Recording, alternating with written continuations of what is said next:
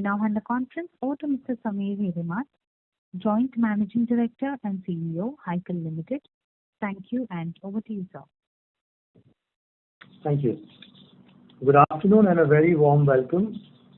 I am Sameer Hirimat, CEO and Joint Managing Director, and along with me I have Anish Swadi, President of Business Development and Strategy, and Kuldeep Jain, our Chief Financial Officer, and Strategic Growth Advisors, our Investor Relations Advisors. We hope you and your family members are safe and healthy and are all taking all the precautionary measures considering the second wave of COVID-19. I am pleased to interact with all of you on our Q4 FY21 and FY21 call. I hope you have received the earnings release, presentation and results. For all those who have not, you can view these on the stock exchange and on our website. With the country undergoing a severe second wave of COVID-19 infections, we are ensuring that we are following all the necessary guidelines to safeguard our employees, as well as ensuring that manufacturing operations at all our sites are running smoothly.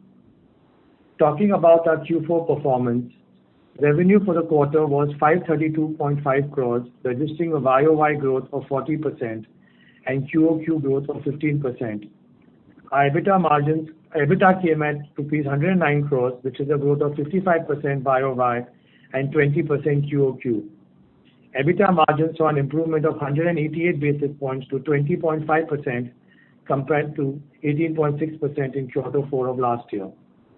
The improvement in EBITDA margins is due to higher volumes, a favorable product mix, and our business excellence initiatives. Our pharmaceutical division registered a strong revenue growth as well as an operating profit growth for the quarter. The division recorded revenue of rupees 298 crores, which is higher by 32% on the YOY basis compared to 226 crores in Q4 of last year and by 11% compared to Q3 of FY21. The EBIT for the division came in at rupees 51 crores, which is a YOY growth of 53% and QOQ growth of 6%. This translates to an EBIT margin of 17% in Q4 FY21 as compared to 14.6% in Q4 FY20, an expansion of 240 basis points. On an annualized basis, the division reported revenues of 1,060 crores, a YOY growth of 19%. The EBIT for the year grew by 33% to 170 crores as compared to 128 crores last year. The division registered an EBIT margin of 16%, which is an improvement of 160 basis points for the entire year. The performance in the division was driven by strong growth in volumes of key products. Business excellence initiatives which have resulted in cost optimization and capacity improvement enabled us to meet increased market demand and maintain margins. We filed an enzymatic process, DMF, for sitagliptin phosphatase anhydrous, which has generated strong customer interest in various regulated markets. The supplier concentration and location de-risking for key raw materials is also being carried out and done strategically. I'm happy to share that we have recently filed the US DMF for Favipiravir API and are now ready to supply commercial quantities to both the global and domestic markets. If you recall, we had completed the successful development of this API and its intermediates last year in the record time. Back then, it was approved in Japan for treatment of COVID-19, while it was undergoing clinical trials in various countries as an experimental treatment of COVID-19. Currently, it is being approved in many countries as a primary line treatment for COVID-19. With the second wave of COVID-19 leading to unprecedented pressure on the supply of medicines across the globe, we are more than geared to play our part in the fight against the virus. Favipiravir has proved to be effective in mild cases. With the usage of this drug gaining confidence across the globe, we are confident of supplying the API very soon. Also, I am sure you would have gone through our press release on the 10-year multi-product deal that we have entered in the animal healthcare vertical. We are gearing up to build a new multi-purpose plant for supply of these niche products, and the development for some of these molecules is in the process of starting. The commercial supply of these products is expected in the coming years. We are optimistic about the animal health business and we will create this into a new vertical as we see strong traction in the coming years with multiple new projects and new clients. Our CDMO pipeline is healthy and we are evaluating various new opportunities for early-stage molecules. We are in talks with several new customers, including some promising prospects in the US, Europe, and Japan. We have increased our marketing presence in the US, and we expect to get more traction on the ground, increasing our share of wallet with existing and new customers. Our crop protection revenue for Q4 was 235 crores, which is a YOY growth of 54% and 21% QOQ. The EBIT for the division was 48 crores compared to 28 crores in Q4 FY20, which is a growth of 72% YOY, and 30.8 crores in Q3 FY21, which is a growth of 55%. The EBIT margin for Q4 FY21 was 20.3% compared to 18.2% in Q4 of the last year and 15.9% in quarter 3 of this year. On an annualized basis, this division registered a growth of 7% to 661 crores, which is a 4% growth in EBIT to 103 crores. The strong performance in the division was driven by orders which were deferred in H1 due to the pandemic and were all successfully executed in H2 of the last year. New fungible capacities have come on stream through the capex incurred over the last 12 to 18 months. We have commercialized a new fungicide for a Japanese customer in our CDMO business, and we expect to scale up this product in FY21-22. We have increased our sales team to capture new opportunities on the contract manufacturing side. Our pipeline is healthy with a mix of early and commercial products from existing and new customers. On the balance sheet front, our gross debt as on March 31st, 2021 is 610 crores as compared to 646 crores as on March 31st, 2020, a reduction of 36 crores. Our net debt to equity ratio has improved to 0.61 as compared to 0.71 last year. Our net debt to EBITDA has also improved to 1.8 times as on March 31st as compared to 2.1 last year. On the working capital front, we are at 112 days. This year also saw an improvement in the return profile of our company, with the return on equity improving by 450 basis points to 15.2% in FY21 from 10.7% last year, whereas our ROC has improved substantially to 16.1% in FY21. With capex coming on stream and new high-value products gaining traction, we are confident of improving the return profile further over the next 2 to 3 years. On the cash flow front, for FY21, we have generated a strong net cash flow from operations of close to rupees 180 crores, a majority of which has been used towards capex and debt repayment. We have recently completed the construction of a new production block at the Development and Launch Plant Unit 2 in Bangalore. This plant will cater to key starting materials and intermediates and APIs to meet the growing demand from our innovator custom manufacturing customers. The facility will also have a new quality control laboratory with state-of-the-art equipment to meet global compliance standards. We will also be going for an FDA inspection on this site very soon. We have also completed the construction of majority of our balanced capex program and have started the commissioning process for many of these units. The commissioning will be completed over the next 2 quarters, starting this quarter. The capex will be fully on stream from the second half of this financial year. The new capacities will enable us to grow our top line and improve our profit margins along with return ratios sustainably over the coming years. Based on the strong performance for the year, the Board of Directors has recommended a final dividend of rupees 1 per share, which is 50% of face value, along with an interim dividend of rupees 1 per share declared in February 2021, taking the total dividend for the year to 100%, which is rupees 2 per share. In terms of future outlook, we expect to grow our top line by about 15 to 20% along with improvement of 50 to 100 basis points of our EBITDA margins per annum over the next 2 to 3 years.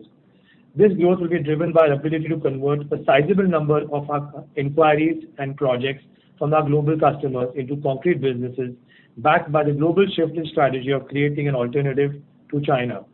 The performance-based incentive scheme under the Atmanirbhar Bharat initiative of the Government of India, along with the China Plus One strategy, is beginning to present immense opportunities of growth for us. The HYCL team is very excited by the tremendous growth opportunities available to our company over the next 2 to 3 years, which will catapult us into the next growth orbit. With this, we will now open the floor for Q&A. Thank you. Thank you very much. We will now begin the question and answer session. Anyone who wishes to ask a question may press star and one on their touchtone telephone. If you wish to remove yourself from the question queue, you may press star and two.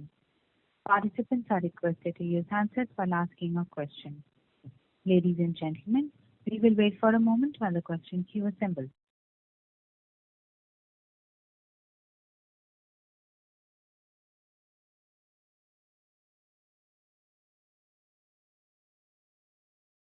The first question is from the line of Chirag from DSP Mutual Fund. Please go ahead. Yes, sir. Thank you for the opportunity. Sir, if you look at the 2-year CAGR for your FY 19 to 21, I see a 4% kind of as an EBITDA growth. Question is this the indicator of the underlying volume or activity levels in the business that we've seen in the past 2 years? Or is there something else in this, maybe prices have come down or? Sorry, could you repeat yourself? It wasn't very clear, the second half of your question. So, when I look at the 2-year CAGR, FY 19 to 21, I see a 4% CAGR in sales and EBITDA. Is this an indicator of the underlying volume or underlying activity of the business? Or is it that volumes have been much higher, prices have come down?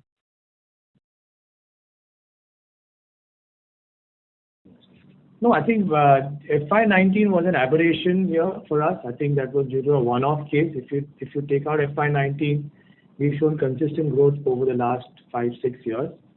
And the growth this year was driven by volume. Pricing have been stable.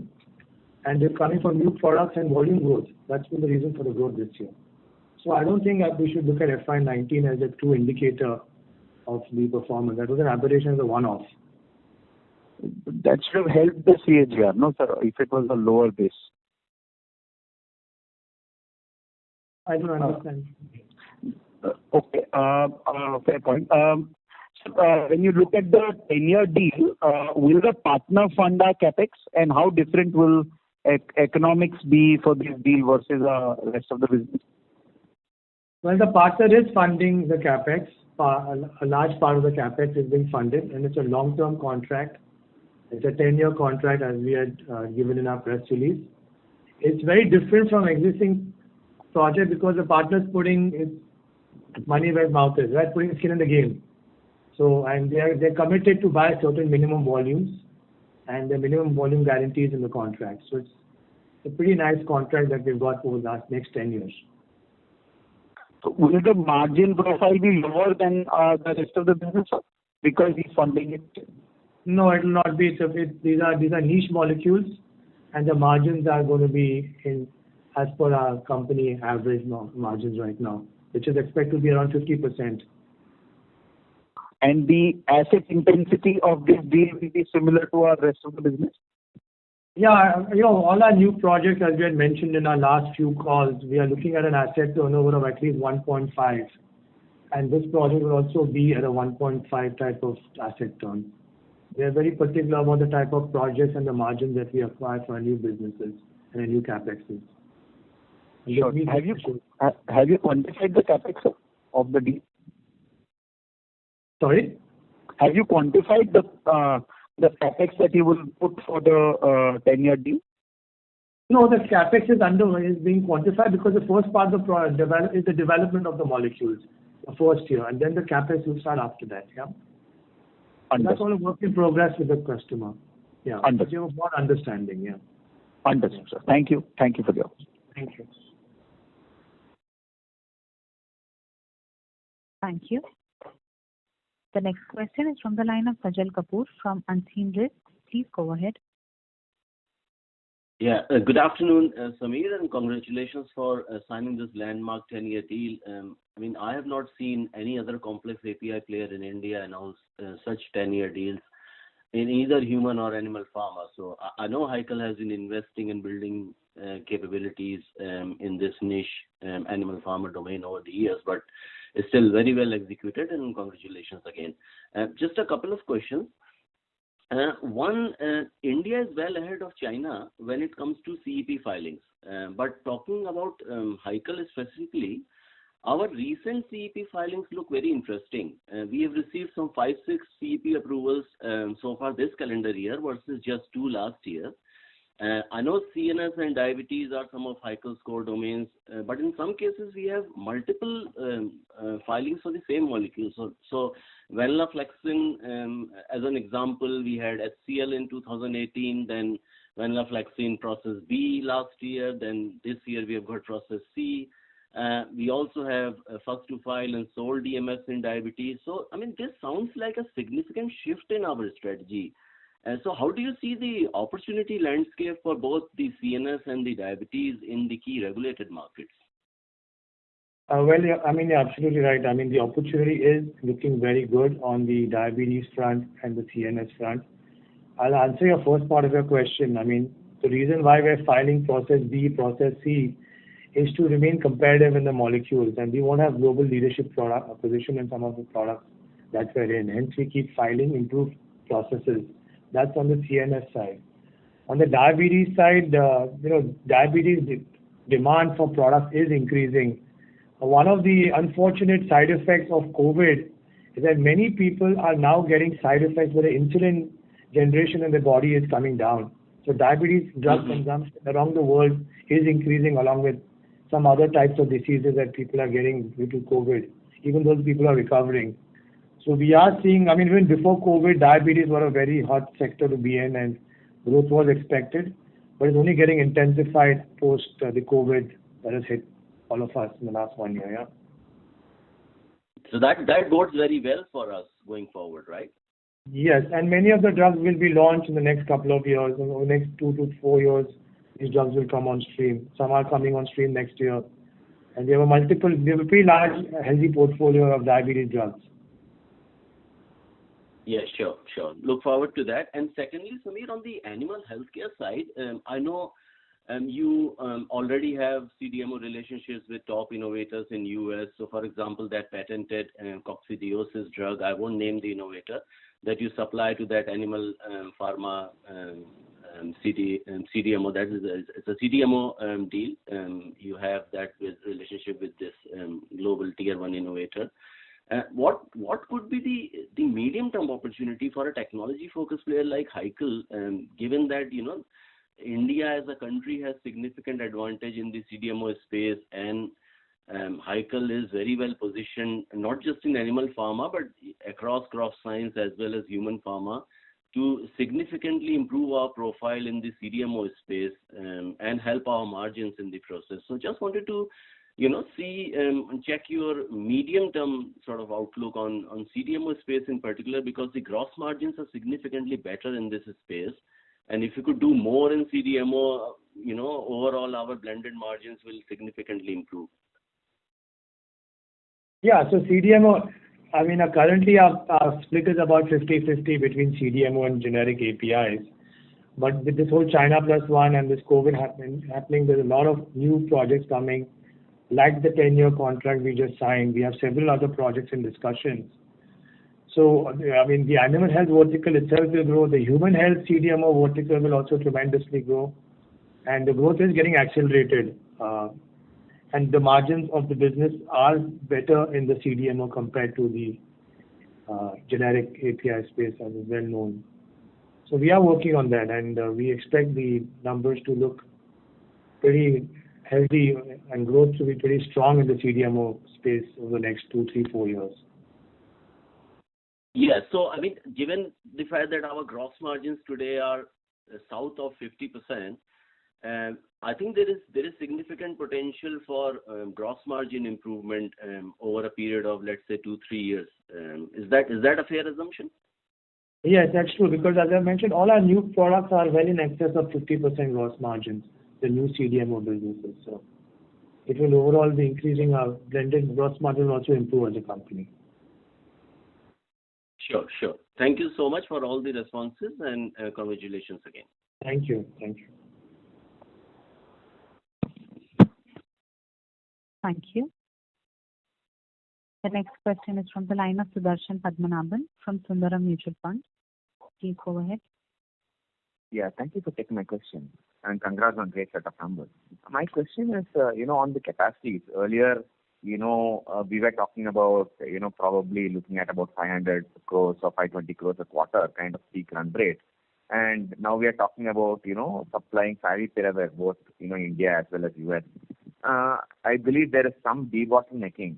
So at this point of time, what could, what is the kind of debottlenecking we have done, and, what could be the, sales incrementally we can get until the newer capacities come in the second half? So favipiravir, we are getting inquiries and we've started the manufacturing, and it's being ramped up as we speak. So we're currently using our existing plants and debottlenecking that. So it's quite uncertain, the favipiravir demand, because COVID. There's a very strong demand. Whether to continue, we have to wait and watch. As of now, demand is strong, and we're catering to that demand over the next 2 quarters. Yeah, suppose the debottlenecking, what would be the peak, revenue potential quarterly from this, from the current capacity until the new capacity comes in?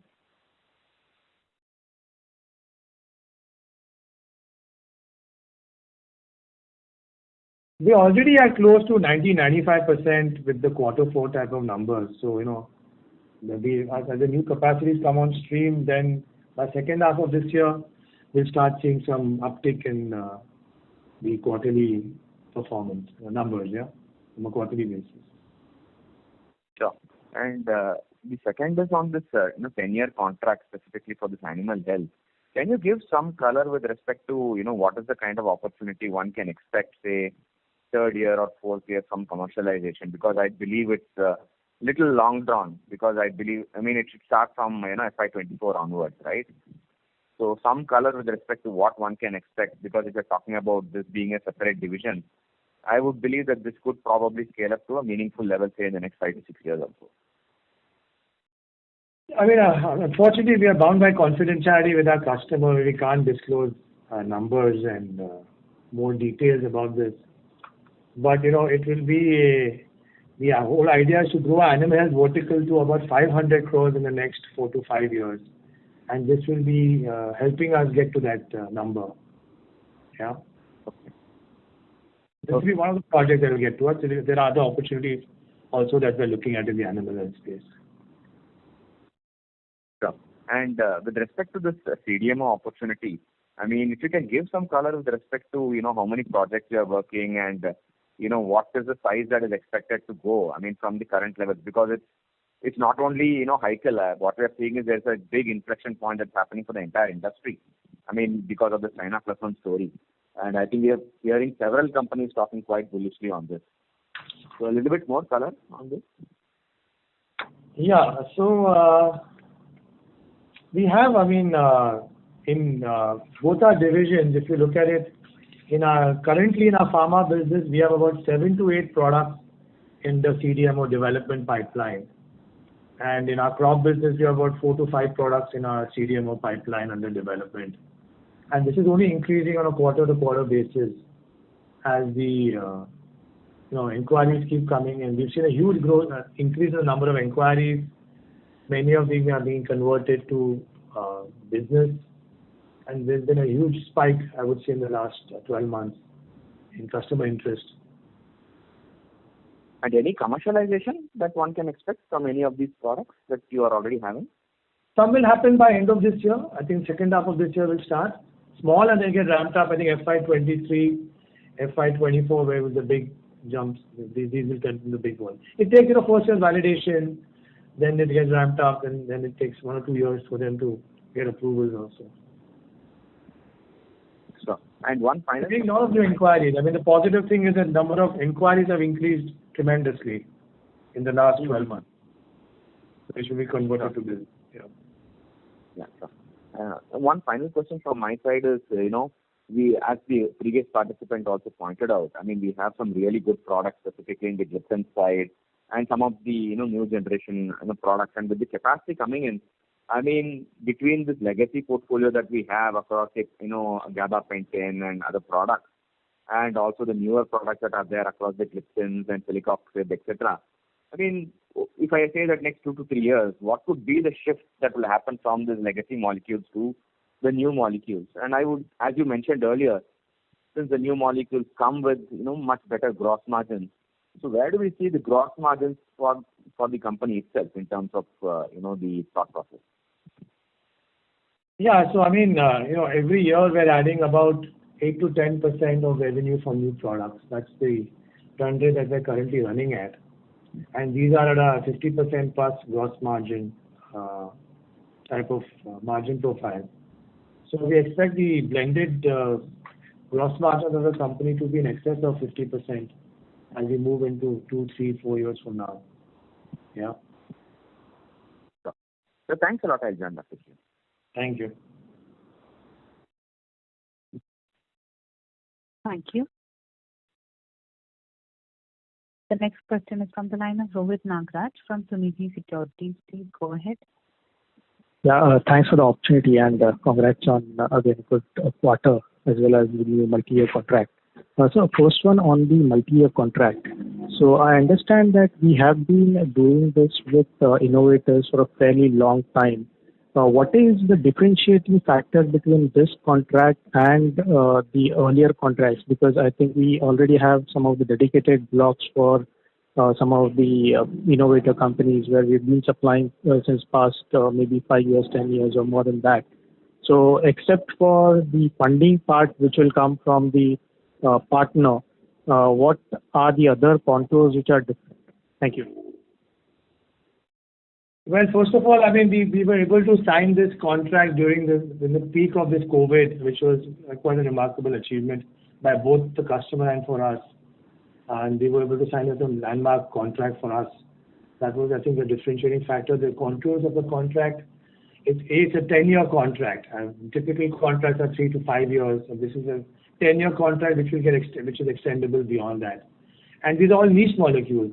And at one point they're talking about 10 molecules. We're not talking about 1 or 2 products, and then we'll ramp up and we'll see how we perform.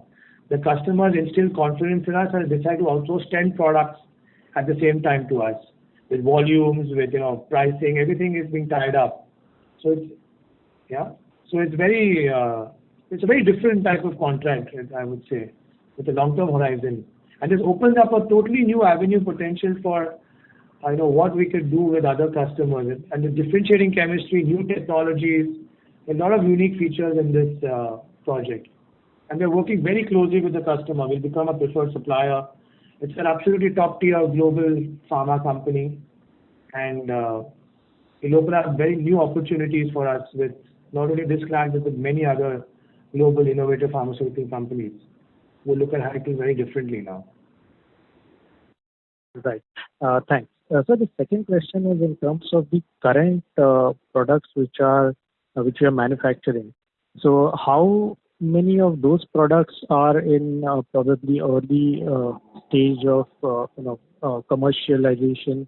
How many of them would be in the growth stage, and how many of them would be in a saturation stage?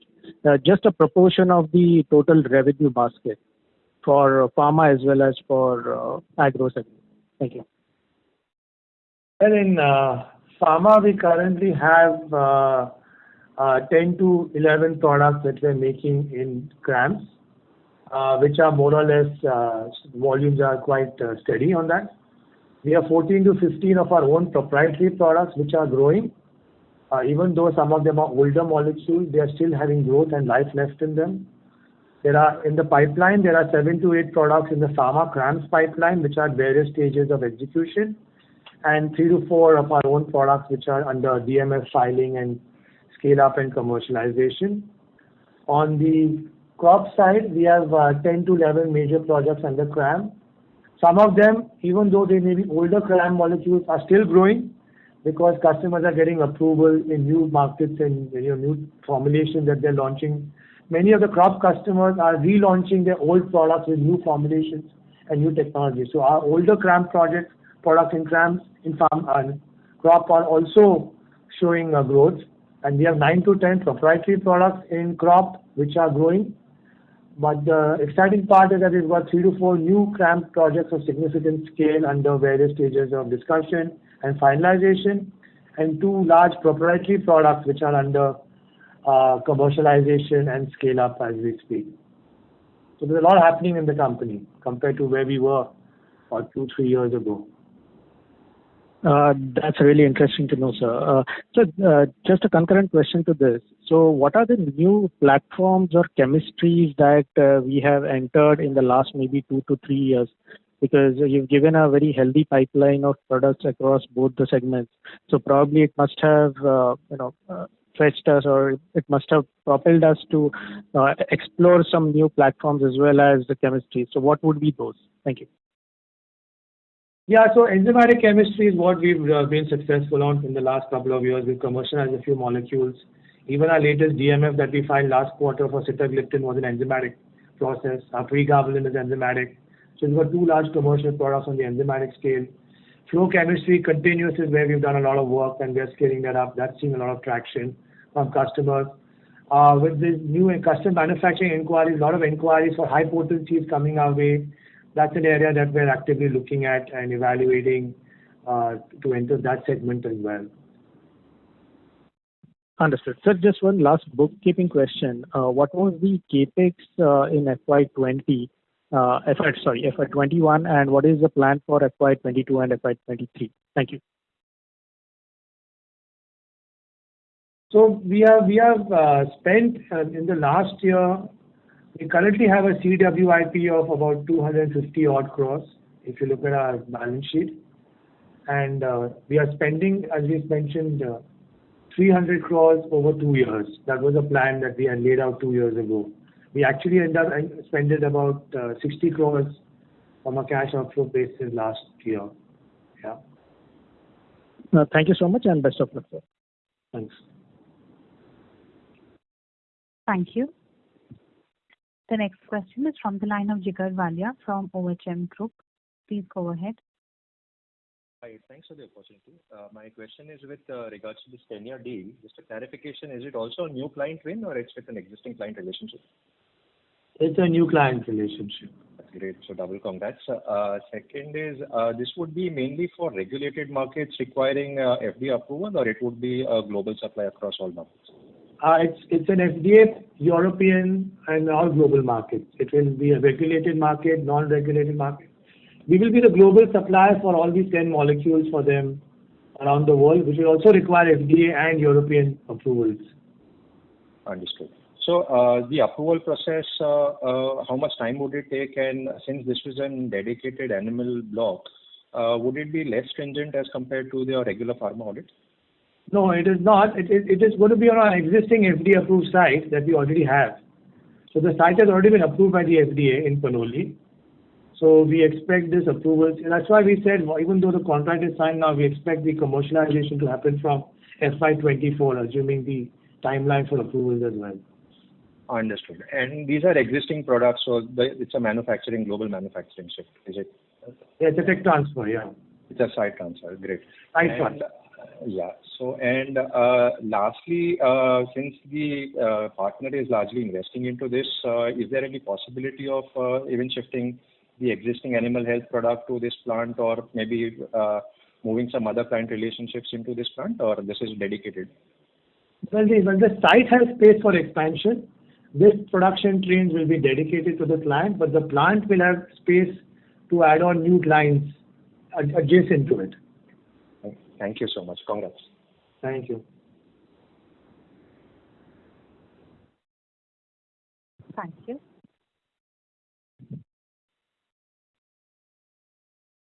The next question is from the line of Viraj Mehta from Equirus PMS. Please go ahead. Yeah, hello, sir. Sir, what I wanted to understand is if I look at your commentary over last 2 calls, as in 1 year, you seem far more confident of growth. But if I then look at the numbers that you are saying, the number commentary remains the same. So you're saying the same 15-20% growth with same 50 to 100 basis point margin improvement. But the guidance, you have got a new contract, the outlook is far more positive than earlier. Then why is it not translating in your guidance? I think our target is to grow and to exceed whatever we tell our investors. We'd rather, you're right, I mean, that commentary has been to be more confident. We are confident of our business. We like to be a little conservative. We like to overperform and over-deliver than whatever we say, rather than try and tell everything is rosy. There are a lot of uncertainties with COVID right now. So hence, we are trying to be a little conservative on our growth aspects. Obviously, if COVID goes away, and which we all hope it does, things will improve. We've got strong business. We've got plants lined up, products lined up, contracts lined up. And we hope to be on the higher end of the range that we've been talking about, going forward, yeah. Sure. And in terms of the new contract that you have signed, if the capex is done by your partner, a major capex, what kind of payback would you expect in this business? It's a 3 to 4 year payback. 3 to 4, including working capital that you will have to invest in the business, or just the capex part? No, everything. We look at IRR total, including working capital, all costs, yeah. Okay. And sir, just the last thing, the tax rate which was normalizes from FY22. Just wanted to reconfirm that. Yes, our tax rate last year was 35% because of the MAT credit that we had. From this financial year, we'll be down to 26%. 25 or 26? 25 point something, I mean, it is. Yeah, sure. Got it. Yeah. But basically it normalizes to normal tax rate regime now. Yeah. So the almost 10%, to the P&L, yeah, difference. Sure. Thank you so much and best of luck. Yeah. Thank you. The next question is from the line of Dhaval Shah from Girik Capital. Please go ahead. Hello. Yeah. Am I audible? Hello. Yes. Yeah. Congratulations to the team. So a couple of questions. So firstly, just clarify on the capex. So as per the cash flow, it is 157 crore. The spend on the purchase of property and plant, correct? So now, how much is left for the FY22? Kuldeep, can I ask my CFO to answer this? He has his numbers. Kuldeep, can you take this call? Answer, please. Sure. So if you look at last year, we have discussed about 350 crore capex, out of which we have already spent 160 crore. Okay. So we are estimating another 200 crore in the 18 months period. Okay, so something will spill over in 23 as well. Yes, looks like. 200 crores over FY22-23. And apart from this, the regular, the maintenance-led capex, how much would that be? It will be close to 50 crore. For 22? Yeah. Got it. And there's a slight stretching in receivable days. Is my reading correct? Or? No, not really. What is happening because of this performance for the quarter? I mean, our receivable days still remain maybe 1 or 2 days here and there. Okay. But because of the turnover to the extent of 530 crore for this quarter, the receivables is according to that. Okay, and your working capital should remain around this level over next, say, at least 2 years? Certainly, our target is to reduce basically the working capital. But looking at the current scenario, we are having a little higher inventory of some of the raw materials. So we'll have to really try to maintain at this level. Even in fact, we are targeting to reduce it further. Got it. Great. Okay, now I have a question on the agrochemical division. So when you mentioned the CDMO, so the CDMO would mean you would be reporting the business which you do with the innovators in that? Yes, CDMO is all innovator business, and own products is our proprietary, what we develop on our own on their seed. Okay. That's not defined CDMO, yeah. Okay, so it would have both proprietary generic as well as the innovator. No. CDMO is only custom manufacturing with innovators. With innovators. So for example, if a product has just gone off patent and it's still being, the generic is also launched by the innovator, would you be reporting? And if you're making that product, will you be reporting at a CDMO or the other side? If it's a technology transfer and an agreement with the customer, then it's CDMO. If we develop it and if we are free to sell it, then it's our own product. Okay.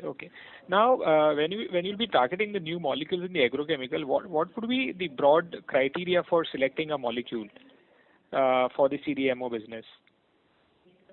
Well, chemistry, the value, the turnover, the margin, the business, the growth potential on the product, the type of customers, whether they're competing products, are these products sustainable? Are they likely to get banned over the next 4, 5, 10 years? So all this is looked at when we look at CDMO product. Like to be specific, like for example, what would be the broad annual volume of that product globally? Would it be like 500 to 1,000 tons or a higher range? What sort of market share would you be looking at for that molecule? Many of the new CDMO products the potency is very high, like in the pharma space. So the volumes are of the 300 to 500 ton type of levels. There are a few 1,000-ton type of products, but they're lower price. So we get high price, high margin products, which are about 300 to 500 tons annualized volumes. Is the range in what we are targeting in that. But the selling price is much higher for those products. Okay. And on the non-CDMO part, what would be our strategy? How would be growing, and what will be the products which you are looking at? So we are developing our own portfolio of a few products every year. In the crop space, we've got 2 molecules in advanced stages of registration, which are will be global launches. And we also have a specialty chemicals portfolio of biocides, where we also have our own products under development, which is also being broadened, that product base. Okay. So it will be more selective, but the growth will come from the CDMO space, I think, on the crop side in the medium term at least. There are a lot of opportunities on CDMO, and there are pretty large contracts to be acquired now, long-term contracts. And all these would be intermediates or AI? Hykel has been one of the few companies that make active ingredients, and we make a lot of on-patent active ingredients for our customers. Okay. And they're getting a lot of, or we get advanced intermediates, maybe N-1, N-2. We don't do very basic chemicals. I think where there's multi-stage, where there's complex technology, chemistries, environmental requirements is where we come into play, and where we can differentiate. Okay. So the more advanced and AI, so you can also get a higher share of the entire chain, like value chain. Yes, that's correct. Value chain. Okay. So there are a lot of molecules which are going off patent in agrochemicals. So you say over a 5-year period, what size of business could this become? Agrochem business for you? Over a 5-year period, our target is to cross 2,000 crores in the agro business. Triple in from where we are today. Thank you.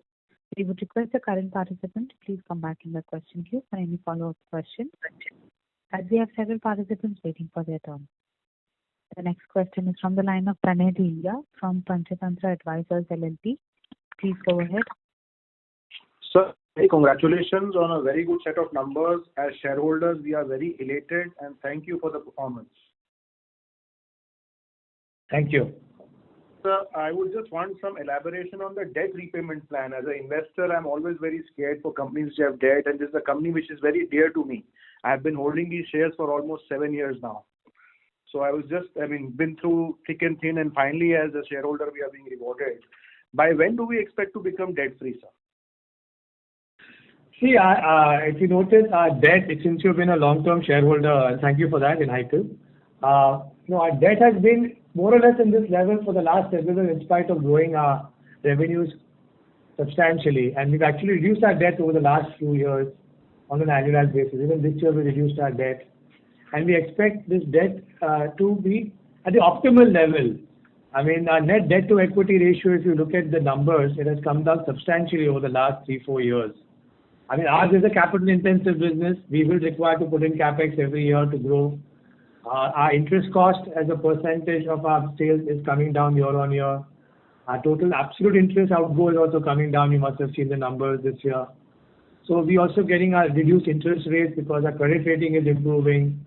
So there's a lot of confidence by the rating agencies, by our bankers. And we're getting very fine rates. Yes, the target is to get debt-free. and maybe in the next 4 to 5 years that is our goal.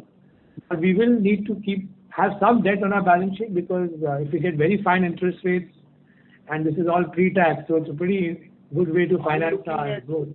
So are we looking at a debt equity ratio of below 0.25 in the next 3 years?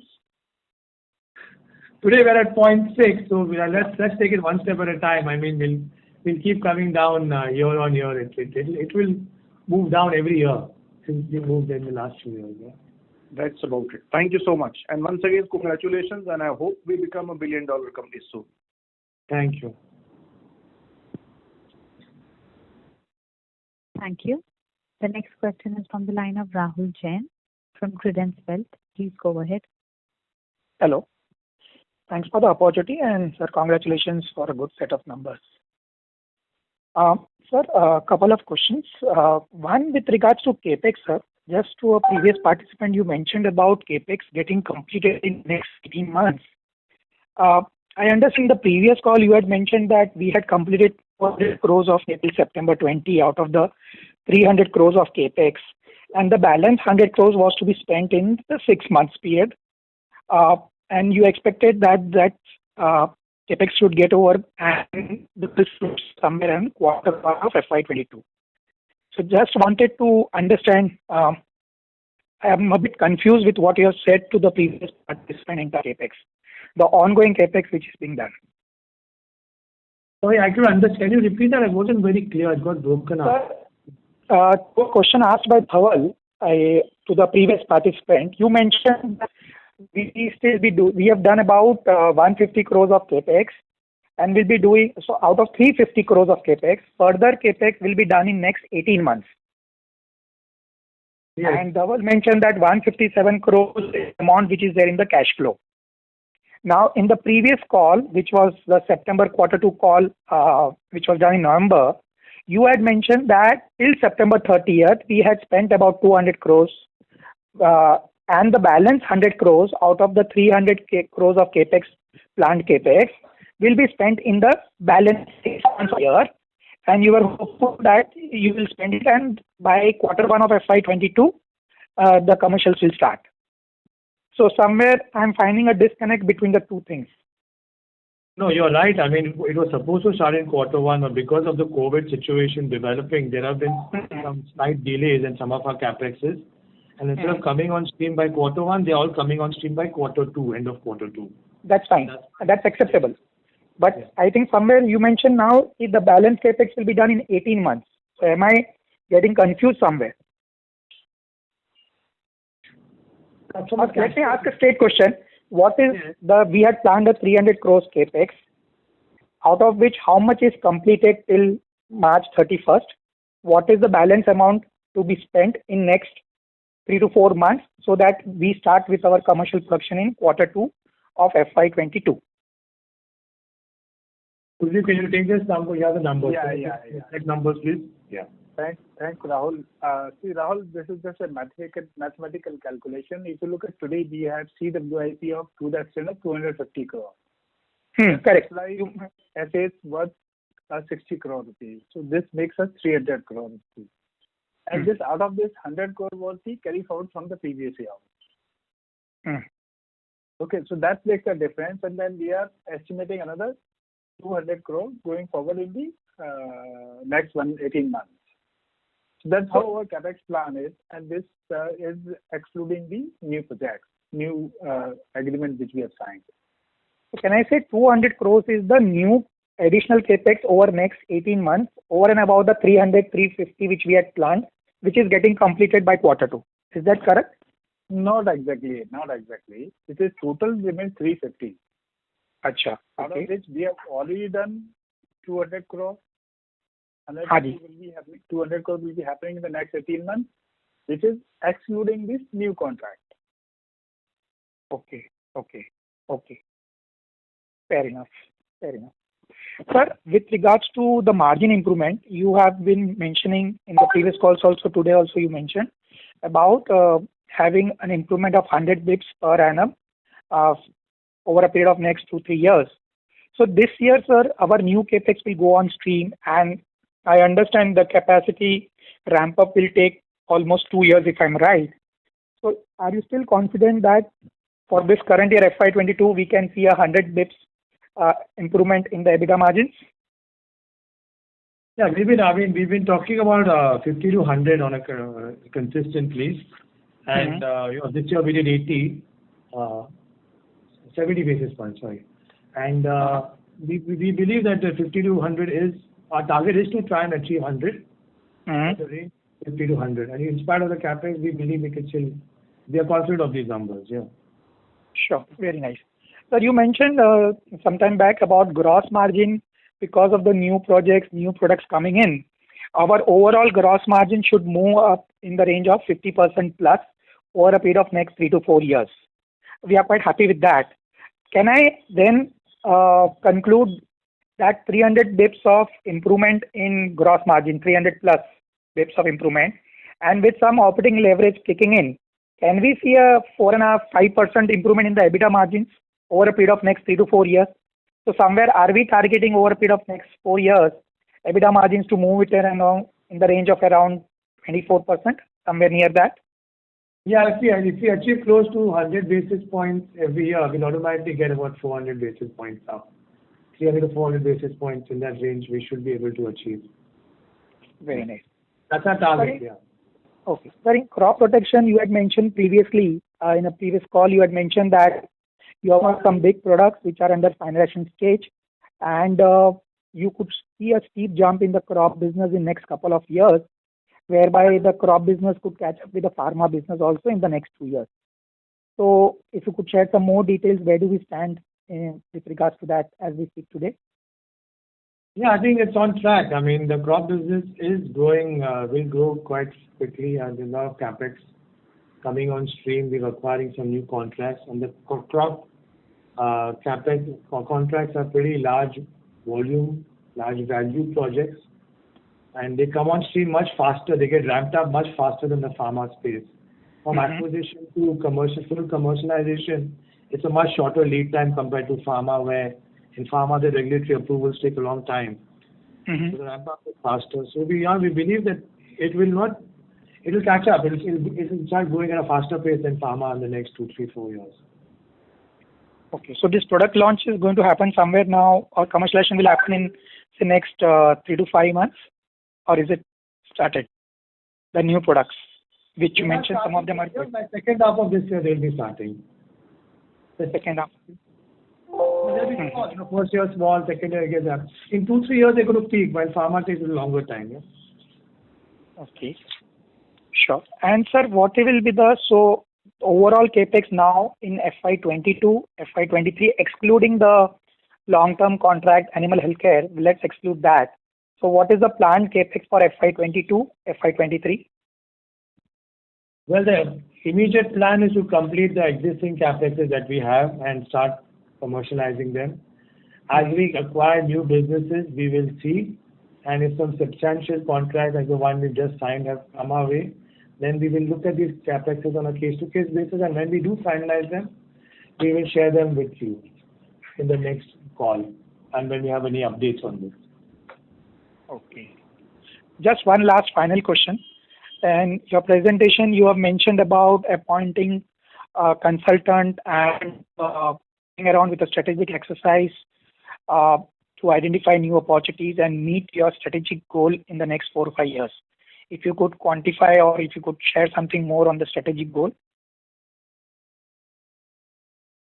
Well, we just hired the consultant, so the strategy is being formulated, and currently it's just a work. It's very early days. So when we have something to announce, that we'll be happy to share it with you. Yeah, they've just come on board just a few weeks ago. Thank you. We would request the current participant to please come back in the question queue for any follow-up questions, as we have several participants waiting for their turn. The next question is from the line of Dipen Sheth from Crystal Investment Advisors. Please go ahead. Hi, thanks for the opportunity. I hope you can hear me. Yes. All right, sir. So I'm a little puzzled with, and maybe I don't know enough about the business, and I'll be happy to stand corrected here. is it clearly understood that CDMO is the juicier part of the business compared to our own products, if you just were to go by margin opportunity? Is that correct? Yes. Overall, I would say CDMO has, if you pick the right product, CDMO does have better margin opportunities than right. So unless you get an early generic launch, which you could. Yeah, there are exceptions, but broadly the opportunity in CDMO. Broadly, yes, I agree. And the reason I'm asking this question is that CDMO as a fraction of the business mix has actually significantly fallen in FY21 if I go by slide 19, unless there's a mistake there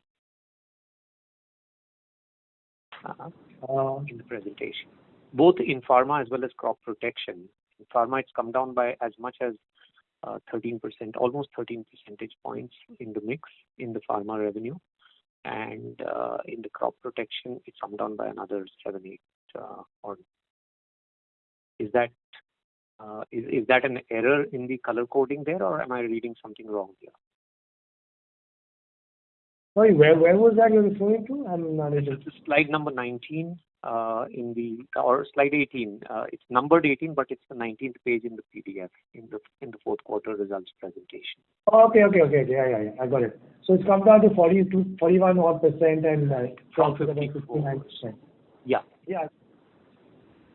But this is because of the business excellence and just product mix. It's just a one-off annualized phasing. There's no some of our own products got launched last year, but CDMO will continue to remain about 50% of our business. Yeah. In fact, it's interesting that you should make comments about enriching the margin over a period of time, and we saw some 60-70 bips improvement this year, right, in EBITDA margin and on a blended basis for the business, right?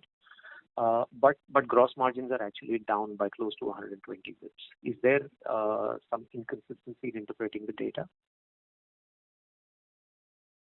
Sorry, I can't hear you. It wasn't very clear. Okay. Can you hear me now, sir? Yeah. So you repeat that? Right. So the question is that you've been guiding for and actually achieving an improvement in EBITDA margin. This year you achieved close to 60-65 bips, right? And I find that difficult to reconcile with actually the slip in the gross margin this year. So there's more than 120 bips slip in the gross margin, and that also goes contra to what you're guiding us in terms of broader direction in the business as we move forward.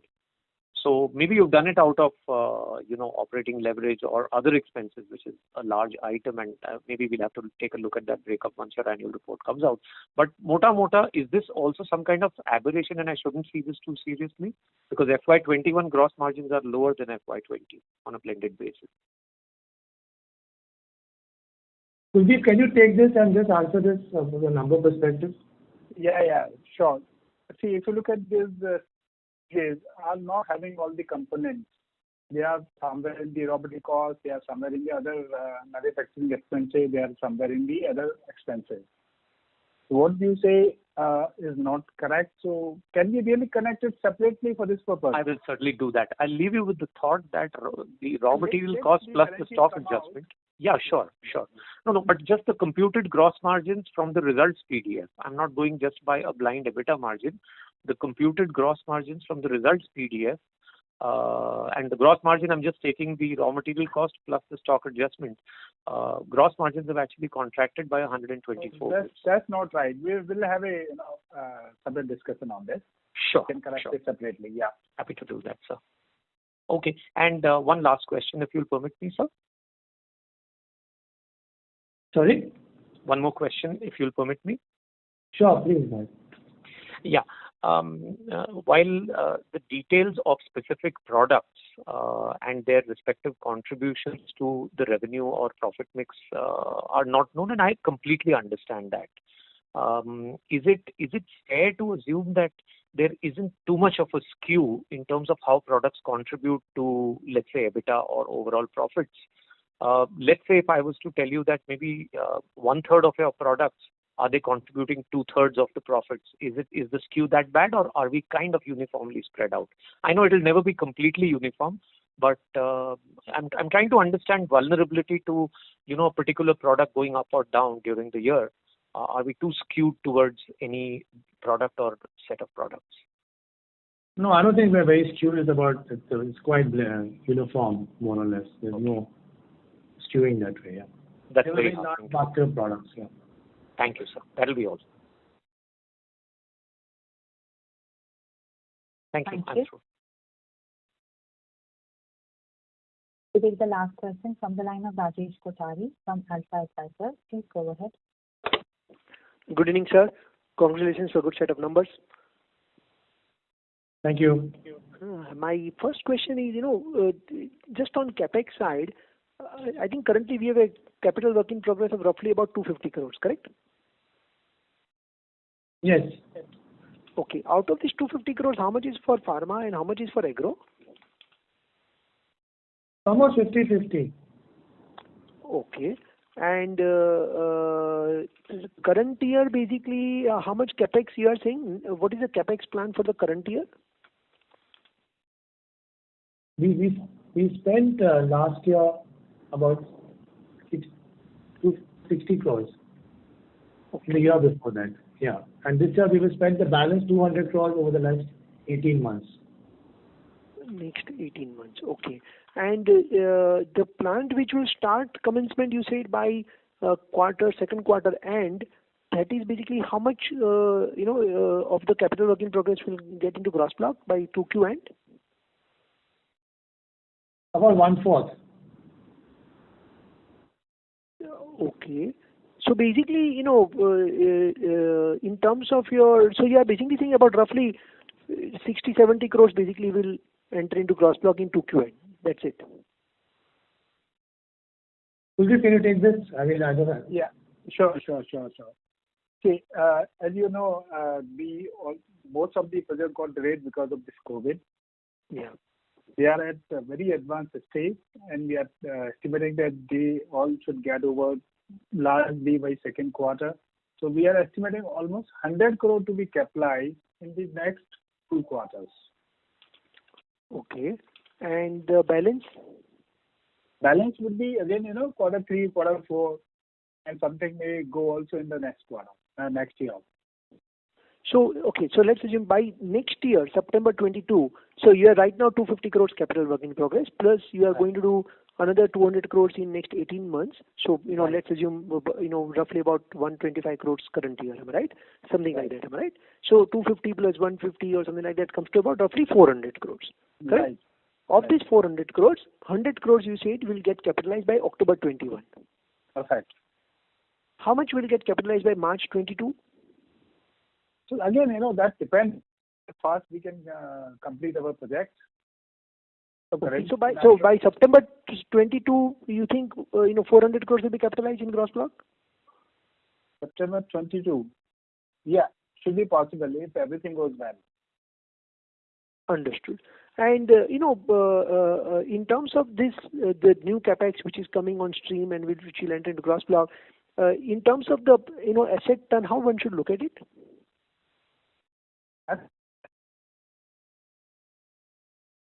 Hello. Your voice is breaking. Hello. Samir has already said that we are targeting 1.5 times. Okay, targeting 1.5 times. Got it, sir. Great, sir. Thank you, sir. Wish you all the best.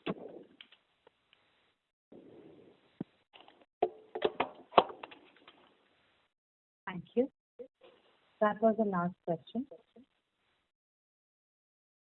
I would now like to hand the conference over to Mr. Samir Hiremat for closing remarks. Thank you. I'd like to reiterate that looking at the growth opportunities over the next 2 to 3 years, we will be continuing our growth momentum and we target to grow our top line by 15 to 20% CAGR, along with a 50 to 100 basis points improvement in the EBITDA margins per year. As you all know, the second wave of COVID-19 has created a shortage of oxygen. Currently, we have not experienced any issue at any of our manufacturing sites, and all of them are running smoothly as well, categorized as essential services industry. However, if the oxygen supply situation does not improve, where no oxygen is being provided to industrial units as of now, we may experience some marginal impact on one of our product lines in our crop protection site, one of our sites. If it does happen, we will keep the investors and the stock exchange informed accordingly. We hope that the COVID situation does improve and things can come back to normal. I would like to take this opportunity to thank everybody for joining the call. I hope we have been able to address all your queries. For any further information, kindly get in touch with the Strategic Growth Advisors and Investor Relations Advisors. Thank you once again. Goodbye and stay safe. Thank you. On behalf of Cycle Limited, that concludes this conference. Thank you for joining us, and you may now disconnect your line. Thanks, everybody.